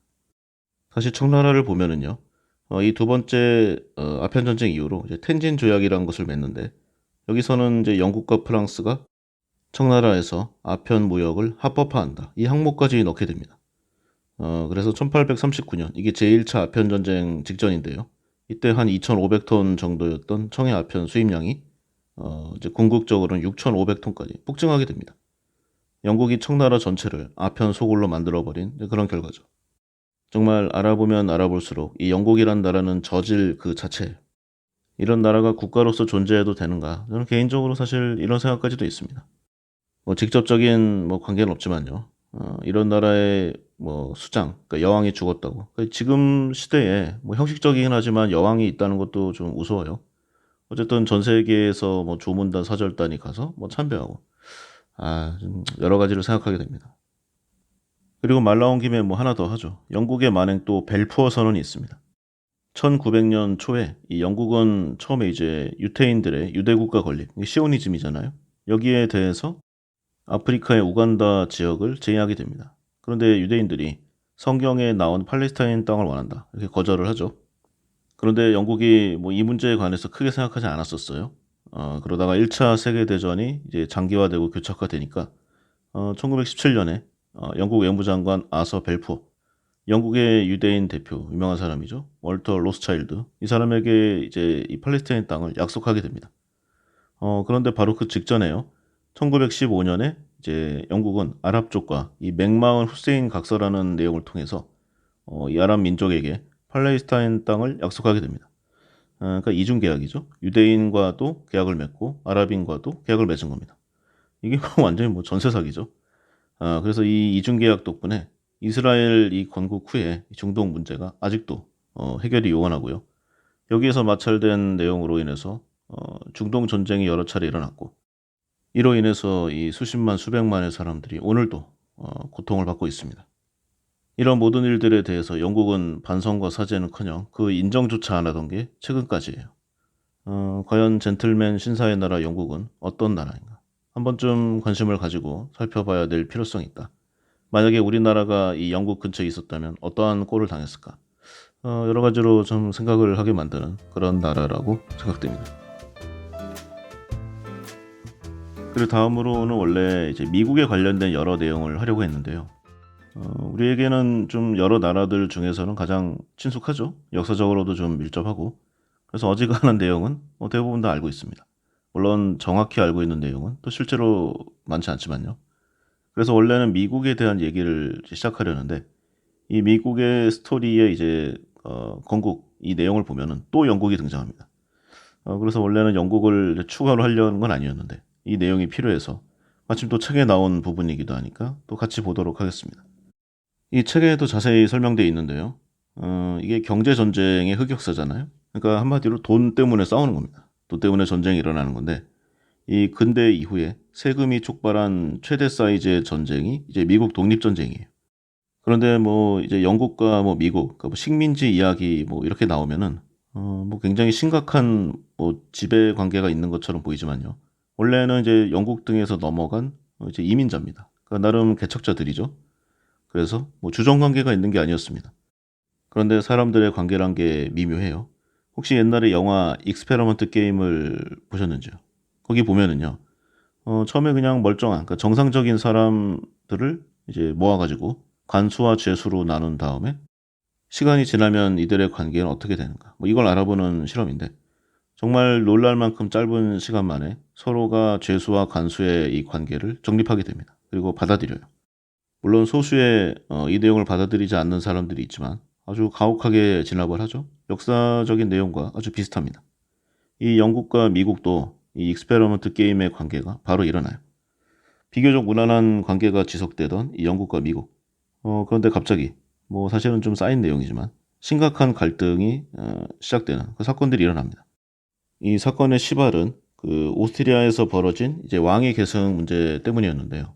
당시 유럽을 보면은 뭐 부르봉 왕조니 합스부르크 왕조니 이렇게 특정 한 나라에 귀속되지 않는 서로가 혼맥과 네트워크로 연결되는 이제 전 유럽을 다스리는 그런 가문들이 있었잖아요. 근데 여기서 이제 1740년에 발발해서 1748년까지 한 8년간 이어진 이 오스트리아의 왕위 계승 전쟁 때문에 이 영국과 미국의 사이가 이상해집니다. 당시에 거의 모든 유럽 강대국이 얽힌 전쟁인데 내용이 이제 마리아 테레지아 여성이에요. 이 사람이 이 합스부르크 왕가를 계승할 권리가 있는가 없는가 뭐 이걸 놓고 이제 여러 나라가 서로 얽히면서 시작이 됩니다. 참고로 우리에게 유명한 이제 프랑스의 마리아 앙투아네트 있잖아요. 이 마리아 앙투아네트가 이 마리아 테레지아의 딸입니다. 뭐 권력력이 엄청났다고 해요. 그래서 이 마리아 테레지아의 자식들 중에는 이제 신성 로마 제국의 황제가 되는 뭐 요제프 2세, 레오폴트 2세, 그다음에 나폴리의 왕비였던 뭐 마리아 카롤리나 이렇게 사람들이 많습니다. 그래서 어쨌든 이제 이 계승 문제로 이제 여러 나라가 싸우다가 이제 프로이센이 오스트리아의 이제 슐레지엔이라는 지역을 차지하게 됩니다. 그러니까 한 대 맞았으니까 오스트리아도 가만히 있지 않겠죠? 보복 전쟁을 벌이는데 이 전쟁이 바로 7년 전쟁입니다. 당시에 유럽의 여러 나라들이 사실 뭐 인맥 혼맥으로 다 얽혀 있었어요. 그래서 올라가다 보면은 이제 조상이 비슷한데 어쨌든 간에 당장의 눈앞의 이익 그리고 우호 관계에 따라서 서로 편이 나뉘어졌습니다. 프랑스, 러시아, 스웨덴 이쪽이 오스트리아 편에 합세했고요. 영국이 프로이센과 협력하면서 이 전쟁 사이즈가 확 커졌어요. 사실 뭐 영국이 한쪽 편을 들면은 프랑스는 그 반대편을 들고 뭐 다른 때도 마찬가지고 계속 뭐 이런 상황이었죠. 그래서 유럽 대륙에서 치열하게 전투를 벌였는데 이게 미국이 있는 이 북아메리카 대륙으로 번지게 됩니다. 북아메리카에도 영국과 이제 프랑스가 각각 식민지가 있었잖아요. 그러니까 여기서도 붙은 거예요. 그래서 북아메리카에서 오하이오 지역에 대한 영유권을 두고 영국과 프랑스가 본격적으로 전쟁을 벌이게 됩니다. 당시 영국의 식민지 개념이었잖아요, 미국이. 그러니까 당연히 좀 가까운 영국 편을 들어서 프랑스와 싸우게 됩니다. 그리고 상당히 열심히 싸웠다고 해요. 그때만 해도 영국에서 건너와서 정착한 이주민들은 자기들은 아직 영국 사람이라고 생각을 했겠죠. 그래서 뭐 여러 가지 내용이 겹쳐서 영국의 승리로 돌아갔는데 문제는 이제 전쟁에서 이기긴 이겼는데 너무 많은 재정적 비용을 소모했다는 여기에 이제 문제가 또 발생합니다. 그리고 상대가 프랑스니까 압도적으로 이기기는 어렵잖아요. 그냥 조금 이기는 거지. 그러니까 어떤 뭐 배상금을 화끈하게 받아내는 것도 불가능해요. 그리고 원래 영국이 빚이 많았는데 이제 여기저기서 전쟁을 치르다 보니까 이제 뭐 파산 직전까지 가는 겁니다. 정부 예산의 절반 이상을 매년 이자를 내야 할 정도로 되니까 국가 파산 직전까지 거의 뭐 시계추가 온 셈이에요. 그러니까 이 빚을 메꿔야 되니까 영국이 취한 조치.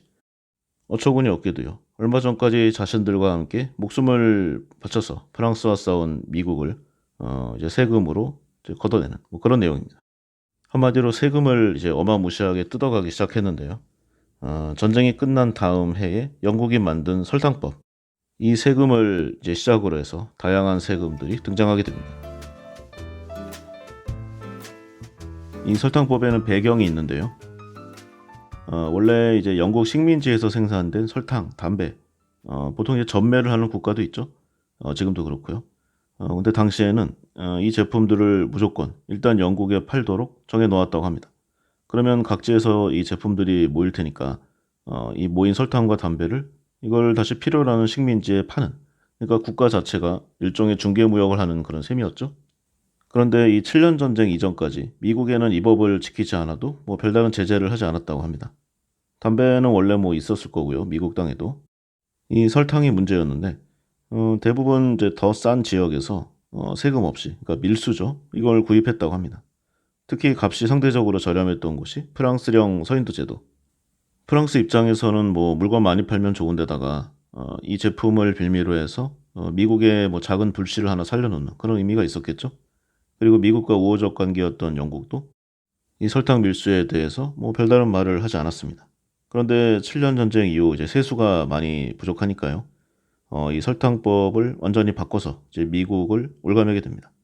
한마디로 이제 미국 이주민들도 앞으로는 설탕을 프랑스령에서 밀수하지 말고 영국 본토에서 수출되는 정상적인 설탕만 수입해라. 뭐 이런 내용입니다.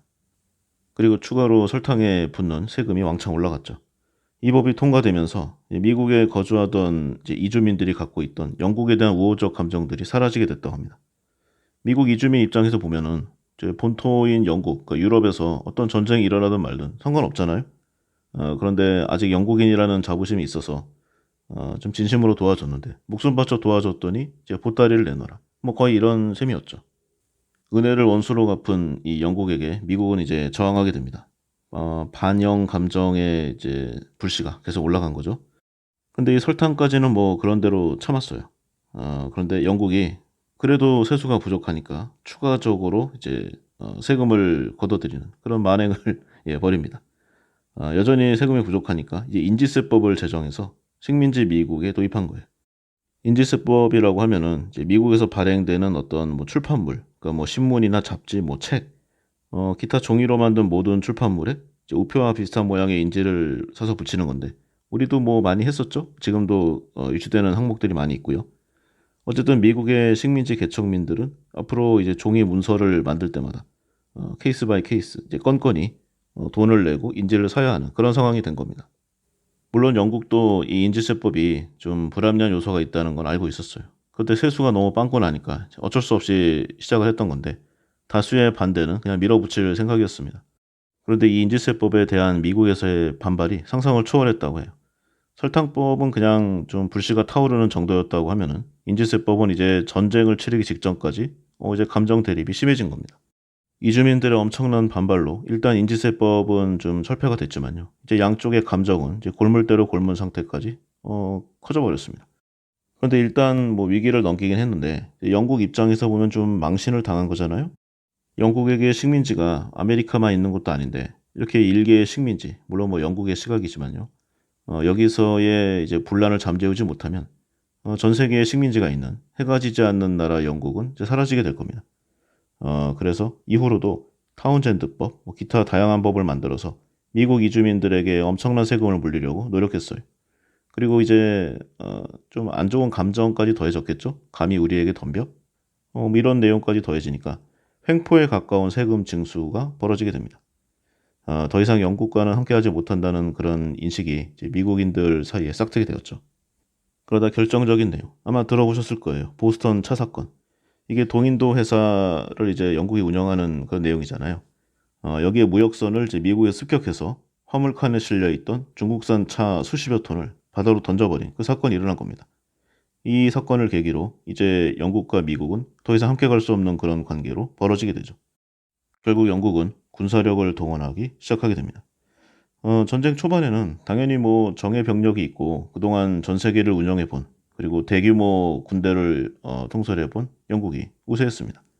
전부 다 합쳐서 상대도 안 되는데 미국은 당시 지금과 같은 전체가 아니었어요. 이쪽은 프랑스에 가깝고 저쪽은 스페인에 가깝고 이쪽은 구 영국 사람들이 많아. 그야말로 뭐 오합지졸. 그리고 완전 분산된 그런 연합체였거든요. 그러니까 영국의 횡포에 대항해서 이제 네트워킹을 하는 이제 그런 정도였습니다. 하나의 국가라고 보기가 어려웠죠. 그래서 그러한 여파로 싸우는 족족 영국에 밀리게 됩니다. 그런데 항상 난세는 영웅을 부른다고 하죠. 이때 등장한 사람이 바로 그 유명한 조지 워싱턴. 아주 걸출한 이 지도자를 앞세워서 미국은 불리한 전황을 조금씩 만회해가게 됩니다. 그리고 외교적인 노력을 펼쳐서 이 식민지 연합군은 유럽 열강에도 도움을 청해요. 7년 전쟁 이후에 이제 영국이 지나치게 강성해지는 것을 좀 걱정했던 프랑스, 그리고 스페인, 이런 열강의 국가들이 하나둘씩 참전해서 미국 편을 들고 화끈한 군사적 지원을 해주게 됩니다. 그런데 이때 이제 프랑스 입장에서 보면은 불과 얼마 전까지 영국과 한편으로 자신들에게 대항했던 미국 식민지가 곱게 보이지 않았어요. 오히려 영국과 나중에 싸워서 약해지면은 저거 우리가 잡아먹어야지. 뭐 이런 생각도 있었을 겁니다. 이때 이제 앙숙이던 프랑스를 외교의 힘으로 식민지 연합군 편으로 끌어들였던 사람이 저 미국 건국의 아버지 벤저민 프랭클린입니다. 자체적인 이제 연합군 결성의 성공, 그리고 외부에서의 강력한 지원, 그리고 미국군도 계속 전쟁 경험이 쌓일 거 아니에요. 그리고 어쨌든 이제 내 집 앞마당이니까 유리한 상황이 벌어집니다. 결국 이 조지 워싱턴이 영국군의 항복을 받아냄으로써 이 전쟁이 이제 막을 내리게 되고요. 1783년에 영국이 미국의 독립을 공식 인정함으로써 이제 독립적인 국가로 이제 서는데 성공하게 됩니다. 결국 이제 그러니까 인지세가 촉발한 이 미국의 독립전쟁이 19세기에 세계를 호령했던 영국의 퇴장, 그리고 20세기 이후의 주인공 미국의 등장이라는 결론으로 막을 내리게 되는 겁니다.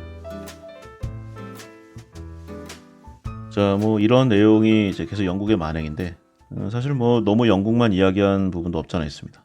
설마 이 제국주의 패권의 시대에 저 주인 없는 땅에 깃발만 꽂으면은 내 것이 되는 그러한 때에 설마 영국만 이런 행동을 했겠습니까? 다른 나라도 뭐 영국보다는 조금 낫다고 하지만 어차피 그 밥에 그 나물, 대동소이한 행동들을 많이 했습니다. 그래서 어떤 나라를 한번 살펴볼까 하다가 영국 다음으로 왠지 이미지가 좋은 네덜란드를 한번 이야기해 보려고 해요. 1940년경에 이제 당시 독일의 군용기들이 이제 수많은 낙하산병, 제2차 세계대전 이 전후로 해서 독일의 낙하산병, 그러니까 공수부대죠. 여기에 대한 뭐 이런저런 좀 무용담들이 많이 있었습니다. 전황을 획기적으로 바꾼 내용도 있고 한마디로 전투력이 탁월했어요. 그래서 이들을 앞세워서 이제 독일이 네덜란드의 서부 도시 쪽을 집중 공격하게 됩니다. 사람들이 이제 처음에는 영국을 폭격하기 위해 가는 줄 알았지 갑자기 이제 대서양 상공에서 기술을 180도로 돌려서 네덜란드에 선전포고도 없이 기습 침공하러 올 줄은 전혀 예상하지 못했습니다. 당시의 네덜란드를 보면은 물론 뭐 독일군에 비하면야 많이 약하지만요. 그래도 한 30만 정도에 이르는 군대를 보유하고 있었습니다. 제1차 세계대전을 이제 교훈 삼아서 국방에 과감한 투자를 한 다른 나라들과는 좀 적었어요. 상대적으로. 그래도 자기 나라 치안과 뭐 주요 요충지 정도 지킬 정도는 충분했습니다. 다만 이제 공군력이 좀 떨어지니까 이런 종류의 공격에는 좀 약했겠죠. 그리고 당시에는 이제 연합군 개념으로 독일을 상대하는 그런 내용이었으니까 뭐 네덜란드나 벨기에 같은 나라는 이제 독일이 침공해 올 때 자국 군대들이 이 독일의 진격을 어느 정도만 막아주면은 이제 프랑스와 영국에서 이제 독일을 침략해 가는 이제 그런 공격 루트 작전을 갖고 있었습니다. 근데 당시에 독일군이 뭐 워낙 어마무시했잖아요. 침공 당일에 네덜란드 주요 전략 요충지들을 모두 점거해 버렸습니다. 그리고 독일 공군이 이제 주요 요충지에 엄청난 폭격도 했고요. 뭐 독일이 좀 셌던 건 있었지만 하여튼 생각보다도 네덜란드는 쉽게 굴복을 해버렸습니다. 그리고 이 과정에서 물론 상당한 피해를 입었지만 제2차 세계대전에 피해를 입은 다른 나라들에 비하면 굉장히 양호한 수준이었어요. 그렇게 네덜란드는 너무나 손쉽게 독일 측에 항복해 버리게 됩니다. 히틀러의 독일군들이 네덜란드를 점령하게 되니까 처음에는 이제 많이 불안해했다고 해요. 뭐 당연한 일이죠. 그런데 이러한 예상과는 다르게 이 네덜란드에 진군한 독일군들은 전반적으로 좀 상당히 조심스럽게 행동했다고 합니다. 그리고 이제 뒤이어서 뭐 행정관, 문관 등의 이제 관료들이 이제 국가 운영을 하기 위해 왔을 거 아니에요. 네덜란드 사람들에게 비교적 우호적인 태도를 보였다고 해요. 그래서 네덜란드 사회는 금방 이 폭격, 그러니까 전쟁 이전의 생활로 되돌아가게 되었다고 합니다. 근데 여기에는 이유가 있어요. 원래 독일과 네덜란드는 이제 유사점이 많습니다. 국민 대다수를 차지하는 이 네덜란드 사람들 중에 독일계가 유독 많았고요. 그러니까 게르만계죠. 그리고 독일인들과 언어나 문화, 생활의 유사성도 굉장히 큰 편입니다. 좀 심하게 표현하면 뭐 같은 나라라고 해도 무방할 정도예요. 그래서 네덜란드 사람들은 대부분 어느 정도 독일어를 할 줄 알고요. 언어적으로도 가까우니까 뭐 서로 배우기 쉽고 그렇다 보면 사회적으로도 밀접화되고 뭐 그런 일이 비일비재했었습니다. 다만 이제 정부의 경우에는 아무래도 뭐 좀 그렇잖아요. 그래서 소수의 좀 VIP들은 영국으로 도망을 갔지만 대다수의 관리들은 또 남아 있었습니다. 그래서 제한된 범위에서나마 네덜란드 행정부의 기능은 계속되었어요. 그리고 점령을 했으니까 아마 의회는 뭐 해산을 했겠죠. 다만 지방의회, 시의회 이런 쪽은 기능을 했었고요. 상대적으로 이곳에 베이스를 둔 기업들도 활동을 정상적으로 재개했었습니다. 공습으로 인한 피해는 있었지만 상대적으로 매우 빠른 회복을 해왔다. 뭐 이 정도로 볼 수 있겠죠. 하지만 이제 뒤로 갈수록 이런 혜택들도 사라지게 됩니다. 뭐 혜택이라고 보기엔 좀 어렵지만요. 전쟁이 장기화되면서 독일이 수세에 몰리니까 이전에 네덜란드에 보여주던 호의도 점차로 사라져가요. 그리고 다른 나라들과 비슷한 수탈과 착취를 하게 되는데 그래도 어쨌든 다른 점령국들보다는 여러모로 상황이 좋았다는 것만은 사실입니다. 그래도 뭐 우대를 받았다고 해도 점령은 점령이니까 뭐 쉽진 않았겠죠. 그래서 제국주의, 군국주의, 뭐 세계대전, 전쟁 이런 것들에 대해서 이제 몸서리 쳐질만 할 거 아니에요? 라고 생각하는 게 일반적인 생각인데요. 역사는 항상 잔인한 결과를 가져오죠. 제2차 세계대전이 끝나자마자 네덜란드는 이 자국의 전쟁 피해 회복과 복구를 하는 데 앞서서 그러니까 이것보다도 먼저 옛 점령지였던 인도네시아를 침공하게 됩니다. 당시는 미국이 유럽의 피해를 복구해주고자 유례없던 원조, 이 마셜 플랜을 행하던 때였어요. 그러니까 자신들은 이제 나치 독일에 의해서 피해를 받은 이제 불쌍한 피해국인 척하면서 돈을 받아 쓰는 와중에 모든 여력을 쥐어짜서 옛 식민지를 재침공한 겁니다.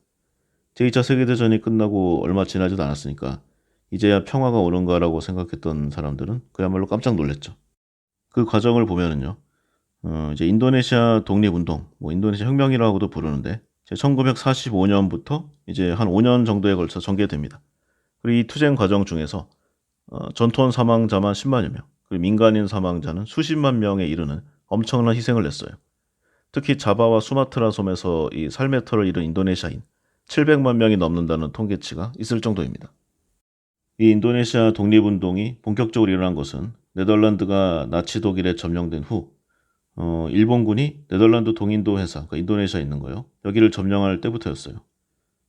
시기를 보면 1942년인데 일본군이 자카르타를 침공해서 3개월 만에 이 네덜란드 동인도 회사 영토를 모두 장악하게 됩니다.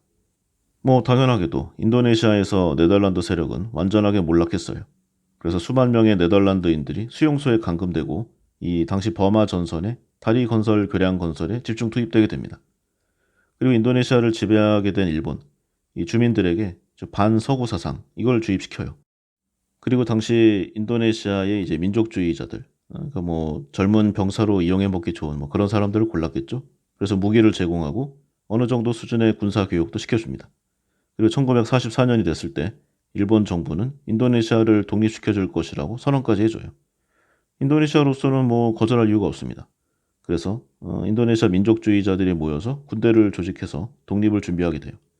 이게 상당히 쌓여서 1945년이 되니까 이 세력이 어느새 10만여 명에 육박하게 됩니다. 그리고 이 정도 세력이 되니까 인도네시아 독립운동 지도자들은 이제 독립 후의 정부 형태에 대한 이제 의논과 상담에 들어갔고요. 이 회의에 일본 대표도 참석하게 돼요. 당연히 일본도 계획이 있었겠죠. 그동안 이제 너무 수탈과 착취로만 가니까 점점 이제 식민지 운영이 어려워진다는 걸 깨달았어요. 그리고 이 인도네시아 쪽으로 오면은 이거 워낙 섬이 많고 좀 컨트롤하기 어렵거든요. 그래서 차라리 독립된 지역으로 만들어서 좀 하위 네트워크로 만들자. 이제 이런 쪽으로 좀 상당히 유연하게 가는 이제 그런 전략의 변경이 있었습니다. 그러다가 1945년 8월 15일 날 이제 일본이 항복을 했죠. 그래서 며칠 뒤에 당시 인도네시아의 이제 군부 지도자 수카르노 그리고 하타 독립을 선포하게 됩니다. 근데 바로 독립하지 못하고 일단 영국군을 중심으로 한 연합군의 손에 권력이 넘어가게 됩니다. 그런데 2차 대전 종전 직후까지만 해도 네덜란드는 인도네시아의 병력을 파견할 여력이 없었습니다. 정말 너무 힘들었거든요. 이때 민족주의자들, 그러니까 인도네시아에서는 이 기회에 독립을 해야 한다고 믿고 곳곳에서 저항운동을 벌였어요. 영국군 사령관이 이제 뭐 치안을 맡고 있었는데 당시 그때까지 주둔하고 있었던 이제 일본군을 찾아가서 우리 대신에 치안을 맡아달라 뭐 이렇게 말할 정도였어요. 그러니까 손을 좀 띄고 싶었던 건데 좀 거절을 당했다고 해요. 그리고 독립운동은 점점 더 과격한 양상으로 변했고 일본군에 의해 군사교육을 받은 이제 젊은 사람들은 일본군의 무기들을 빼돌려서 무장하고 이제 민족주의자 진영에 가담하기 시작했습니다. 그래서 이때 이제 인도네시아가 거의 독립을 할 분위기였는데 1945년 9월 그러니까 뭐 일본이 패망한 지 얼마 되지도 않았잖아요. 맨 처음은 영국군이 이제 치안 유지에도 좀 어려움을 겪으니까 본인들이 하겠다고 나서서 이제 네덜란드 군이 속속 인도네시아로 들어오게 됩니다. 영국군은 잘됐다고 싶어서 얼른 철수를 했고요. 미국과 영국은 인도네시아의 독립을 존중한다는 견해를 밝혔지만 예전에 식민지의 야욕이 있었던 네덜란드가 이를 받아들이지 않았어요. 그리고 미국과 영국이 완전 철수를 하고 난 다음에 네덜란드 군은 바로 그 야욕을 드러냅니다. 그래서 인도네시아 독립군과의 사이에서 전투가 벌어지게 돼요. 그리고 당연하게 또 예전처럼 인도네시아에서 수탈을 할 준비를 하게 됩니다. 당연히 인도네시아는 이걸 참을 수가 없었죠. 그래서 1947년과 1948년에 이 두 차례에 걸쳐서 좀 크게 붙게 되는데 네덜란드에서는 이제 이 내용을 경찰행동이라고 부른다고 합니다. 그러니까 한마디로 자국 내에서 반란군을 진압한다는 뭐 그런 의미의 용어인데요. 그런데 치안을 유지한다는 내용으로 파견한 병사가 무려 16만 명에 이르렀다고 해요. 아까 처음에 독일과의 전쟁 때 국가 전체에 있었던 병력이 30만이라고 했잖아요. 근데 이런 상황에서 네덜란드는 뭐 비록 여러모로 열세였지만 별다른 싸움도 하지 않고 독일에 항복했었어요. 그러니까 좀 비겁하죠. 그런데 상황이 바뀌어서 이제 자기들이 이기는 싸움이 될 것 같으니까 엄청난 수의 군대를 나라 전체 병력의 절반을 파견한 겁니다. 그야말로 강대 약대강의 전형이라고 할 수 있는데 전쟁 후유증이 상당한 상태에서도 모든 여력을 동원해서 인도네시아를 침공한 거예요. 당시 인도네시아의 지도자는 수카르노와 하타, 독립운동 세력의 주축이었던 이 사람들은 당시 이제 워낙 좀 어려우니까 계속 주위에서 침범이 왔잖아요. 그러니까 공산주의자들 그러니까 이쪽 사상이 쭉 퍼지게 됩니다. 미국의 입장에서 가장 싫어하는 게 이 공산주의 세력이 바로 하는 거잖아요. 그래서 수카르노가 이 내용을 잘 읽고 반공주의를 철저하게 내세우게 됩니다. 그래서 미국의 신임을 얻게 되죠. 그래서 미국은 인도네시아의 독립을 지지하게 되는데 어차피 네덜란드의 지배가 좀 불가능한 상황이잖아요. 그리고 사실 괘씸하기도 했습니다. 어렵다고 해서 빌려줬더니 도와주고 기껏 군사 모아서 식민지를 가져가려는 이 행태가 정말 얄미웠어요. 그리고 좀 올라가다 보면은 네덜란드나 독일이나 그 뿌리가 같다고 생각이 되니까 여러모로 경계가 들었겠죠. 그래서 마쿠에서 여러 가지로 압력을 넣게 됩니다. 인도네시아에서는 인도네시아 민족주의자들이 집권해야 한다. 이제 이것을 미국의 공식 의견으로 했고요. 네덜란드가 뭐 어쩔 수 없잖아요. 계속 마셜 플랜이라든가 기타 미국의 지원을 받고 싶으면은 이제 미국의 의견을 따라들 수밖에 없습니다. 또 미국이 주도하는 나토에 가입하려고 힘쓰고 있던 그런 시기였으니까 그냥 공식적으로 선포를 했다고 해요. 만일 네덜란드가 인도네시아를 독립시키지 않으면 재정 지원을 중단하고 네덜란드의 나토 가입도 반대할 것이다. 절실한 상황에서 어쩔 수 없이 네덜란드는 강경책을 벌이고 대화에 나서게 됩니다. 그래서 시간이 좀 흘러서요. 마침내 네덜란드는 이제 헤이그에서 인도네시아 민족주의자들과 협상을 시작했고 주권을 이양한다고 공식적으로 천명하게 돼요. 이로써 인도네시아 연방공화국이 성립되게 되는 겁니다. 이렇게 어렵게 독립을 쟁취한 인도네시아. 그럼 인도네시아는 주위에 평화와 번영을 모색했는가? 우리나라에 좀 친숙한 나라가 있죠. 동티모르. 이 인도네시아가 동티모르에서 이제 만행을 저지른 이야기로 이제 넘어가 보도록 하겠습니다. 이 나라가 있는 섬이 이제 티모르 섬.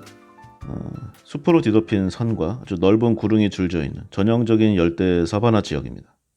뭐 지형과 기후 등의 영향도 있고요. 전반적으로 모든 부분에서 상당히 낙후된 그냥 가난한 나라였어요. 그래서 원래는 관심 밖이었는데 이 서구 열강이 이 티모르 섬에 대해 관심을 갖기 시작한 게 이제 17세기 중반부터였다고 합니다. 그 대표 주자가 포르투갈. 이 티모르 섬이 위치한 곳이 이제 말루크 군도였는데 여기를 중심으로 해서 이제 가톨릭을 정착시키고 이제 포르투갈의 영향력을 이제 뻗어나가게 됩니다. 근데 뭐 종교나 이런 거는 다 형식적인 거고요. 이 티모르 섬이 포르투갈의 식민 통치에 중요하게 여겨진 이유, 바로 백단향의 주요 산지였기 때문입니다. 백단향이라고 하면은 보통 뭐 가구나 악기 아니면 장식품 이걸 만드는 목재로 사용이 되는데, 특히 향기가 짙은 이 뿌리 부분이 이제 조각 세공품을 만드는데 많이 쓰였어요. 가격도 비싸고. 그리고 17세기 이후에 이 동남아로 진출하는 유럽인들의 이제 가장 중요한 목표가 이제 향신료, 향료였잖아요. 여기에 으뜸 상품이 이제 백단향. 그 주산지가 바로 이 티모르 지방인 겁니다. 그래서 그 이후로 수백 년간 엄청난 다툼이 있었고요. 결국에는 이 포르투갈령 이 동티모르하고 네덜란드령 서티모르로 갈리게 됩니다. 서티모르는 이제 1949년에 인도네시아가 네덜란드로부터 완전 독립하면서 인도네시아령으로 귀속이 돼요. 하지만 17세기 중반 이후부터 한 400년 이상 포르투갈의 식민 지배를 받았잖아요, 동티모르. 여기가 사정이 좀 복잡합니다. 그리고 무엇보다도 이제 이 동티모르에서 나오는 여러 가지 제품들의 중요성이 떨어졌어요. 한마디로 먹을 게 없는 이제 그런 땅이 돼버린 겁니다. 그러자 1975년 정도 해서 이제 포르투갈 정부가 공식적으로 해외 식민지를 포기해버리고요. 여기에 동티모르가 들어가요. 그러니까 동티모르에서는 이제 각각 정당을 형성해서 이제 권력을 잡는 그 쟁탈전에 돌입하게 되는데, 여기서 각각의 이제 여러 뭐 정치 세력, 군사 세력들이 이제 우후죽순 난립하게 됩니다. 근데 어쨌든 뭐 당장에 큰 이익이 없다고 하더라도 이 땅은 좋잖아요. 그리고 그 주위에 어떤 광물 자원이라던가 미래에 어떤 중요성이 부각될지 모르는 겁니다. 일단 영토는 크면 좋으니까요. 결국 인도네시아가 여러 이제 정치적 그리고 이제 모략전을 펼쳐서 이 동티모르를 침공하게 됩니다. 물론 그 전에 여러 가지 내용들이 있었고요. 그래서 이제 친인도네시아파 괴뢰 정부를 세우기도 하고, 뭐 그다음에 여러 가지 정권이 왔다 갔다 하는 내용도 있고, 그래서 이 동티모르를 인도네시아의 27번째 주로 변경하고 자국 영임을 선포하게 돼요. 그러자 이 포르투갈 휘하에서 오랫동안 있었던 이 동티모르의 사람들이 당연히 반기를 들게 됩니다. 그리고 인도네시아 군에 의해서 참혹하게 희생이 되죠. 전투기를 동원해서 툭하면 민간 마을을 폭격했고요. 게릴라라고 이제 낙인을 찍은 다음에 체포해서 고문하고 살해합니다. 그리고 의심이 가는 원주민들은 집단 수용소로 강제 이주시켰는데, 이 과정에서 공식적으로만 10만 명 이상이 숨진 것으로 알려졌어요. 이 당시 동티모르 인구가 100만이 안 됐다고 하니까 한 7, 8분의 1을 이렇게 죽여버린 거죠. 그리고 소탕 작전을 가혹하게 해서 게릴라 세력은 이제 현저하게 약화됐고요. 일본은 어쩔 수 없이 해외로 나가서 이 동티모르의 독립운동을 벌이게 됩니다. 그런데 이 인도네시아의 동티모르 합병은 단 한 번도 국제사회로부터 공식적인 승인을 받은 적이 없었어요. 오히려 유엔에서는 뭐 당연하게도 이 동티모르 합병은 인도네시아의 침략 행위라고 규탄하고 수차례에 걸쳐서 이 결의안을 통과시켰지만 뭐 힘이 없잖아요. 예, 지역에서 이렇게 일어나는 일을 저 유럽의 저 책상 위에서 있는 사람들이 어떻게 막겠습니까? 인도네시아가 유엔의 결의를 무시하고 강압 통치를 계속하고, 또 대다수 나라들도 이 비동맹 운동의 지도국이에요, 인도네시아가. 그러니까 뭐 우리가 보기에는 뭐 그렇게 세지 않을 수 있는데 실제로는 인구 대국이고 앞으로는 점점 더 그 중요성이 부각될 겁니다. 어쨌든 인도네시아와 굳이 척을 쥐고 싶지는 않은 거죠. 사실 외교는 이게 기본입니다. 우리와 관계가 없는 전쟁과 싸우면은 나서면 안 돼요. 그런데 자금의 상황은 어떻습니까? 전 세계 초강대국이라고 할 수 있는 러시아와 중국, 게다가 러시아 같은 경우는 지금 전쟁 중인데, 물론 그 전쟁에 어떤 대의 명분이 없다고 하더라도 굳이 우리가 나서서 총알바지가 될 필요는 없는 거예요. 근데 자금의 우리 리더의 현실은 어떠한가? 참 생각할수록 안타깝기가 그지없습니다. 어쨌든 이 동티모르의 상황이 이런 중간에 이제 1991년에 인도네시아와의 항쟁으로 숨진 이 희생자 추모식에 참석한 사람들이 이제 주민들이 있는 상황이에요. 근데 여기에 인도네시아 보안군이 이 사람들을 향해서 무차별 총격을 가한 거예요. 이게 산타크루즈 묘지 대학살 사건이란 건데 수백 명이 그 자리에서 숨졌습니다. 그리고 아이들도 많았고요. 이 총격 장면이 전 세계에 생중계됐고 전 세계에서 인도네시아를 강력하게 규탄하기 시작합니다. 불과 몇십 년 전 네덜란드에 의해서 그토록 고통을 당했던 인도네시아가 이번에는 자국에 그다지 절실하지도 않은 약간의 이익을 위해서 동티모르에게 무자비한 폭력과 군사적인 행동을 강제하는 거예요. 역사가 참 슬픕니다. 최근에는 또 분위기가 좀 바뀌었다고 합니다. 지금 경제 개혁이 일어나고 있고 인도네시아도 지금 리더가 바뀌었잖아요. 예전에 비해서 상당히 소프트한 사람으로. 그리고 수도 이전을 해야 되는 상황이 있습니다.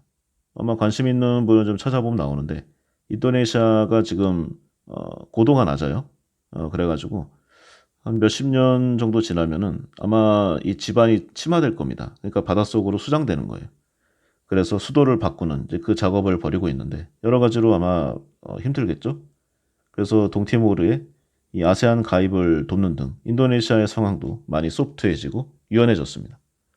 뭐 세부적으로는 좀 아닌 부분도 있지만 어쨌든 예전보다는 훨씬 더 평화의 분위기라고 할 수 있죠.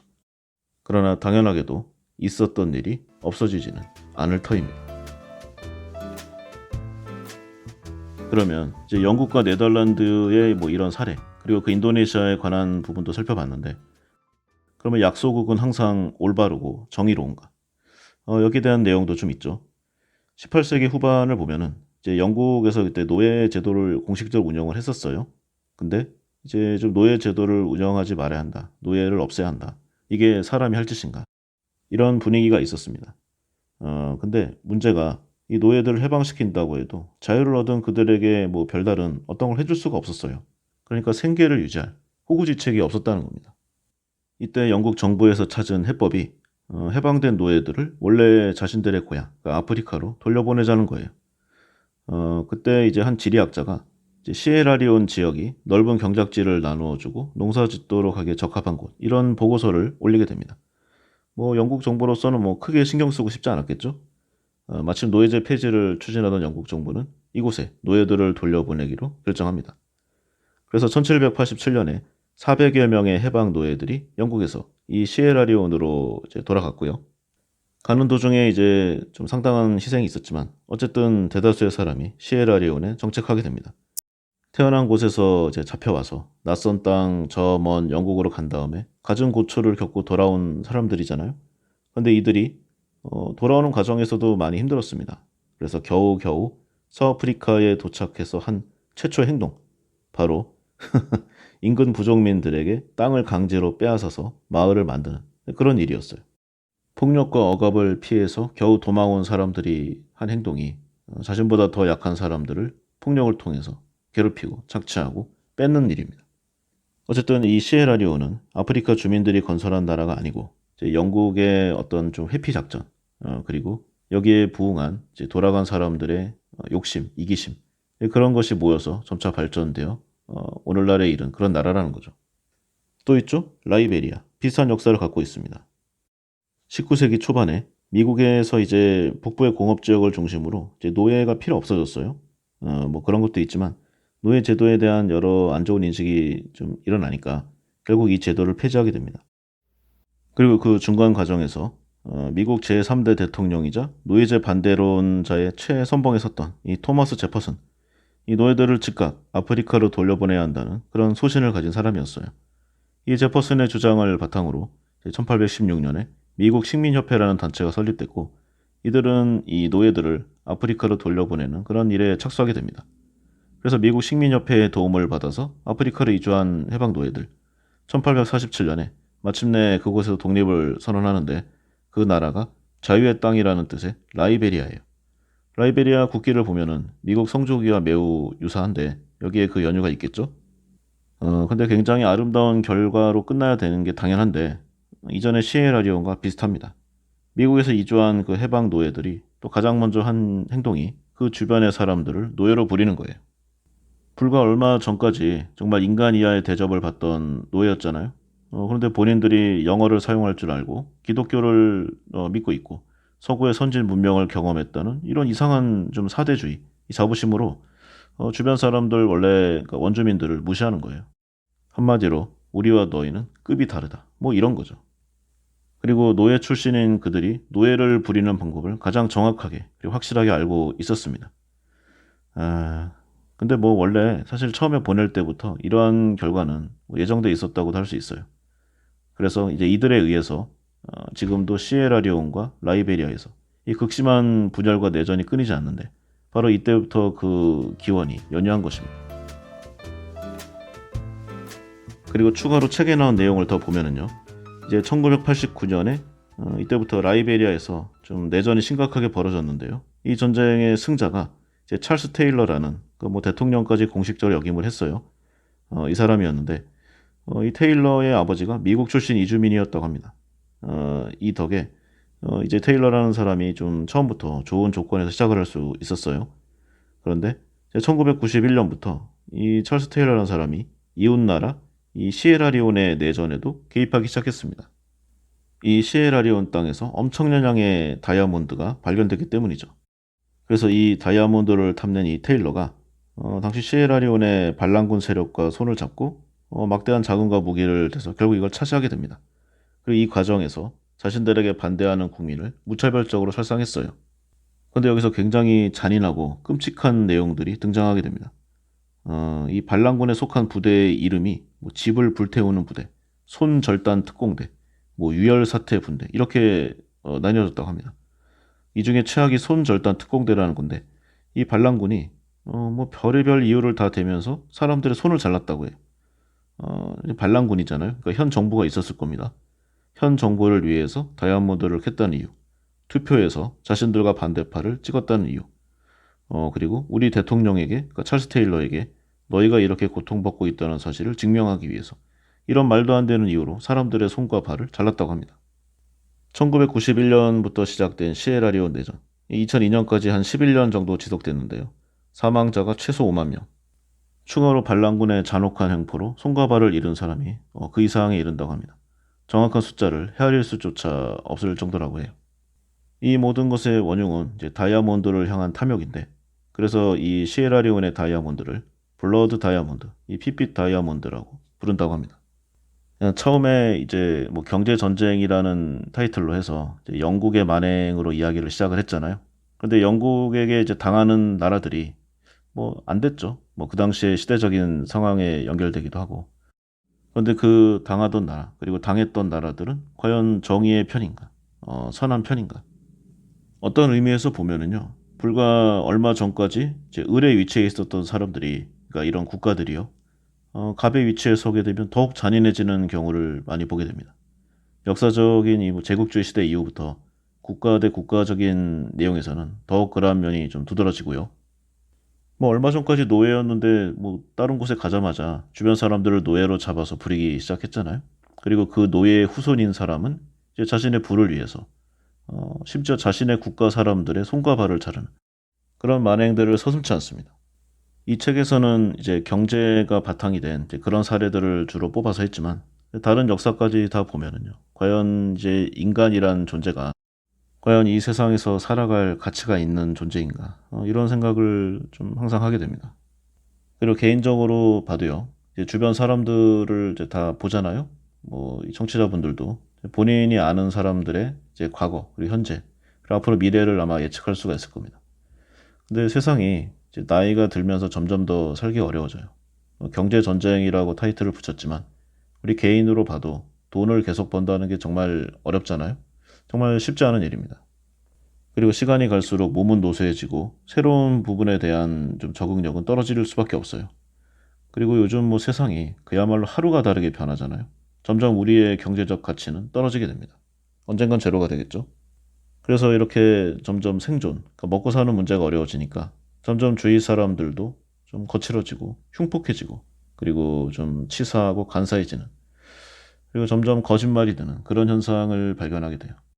이 책의 주제가 이제 이익을 위해서라면 무력 동원 그리고 전쟁도 불사하는 좀 치명적인 대결의 역사 뭐 이렇게 말하고 있는데 국가가 아니라 사람으로 대입해도 충분히 이해가 가는 내용이라고 생각합니다.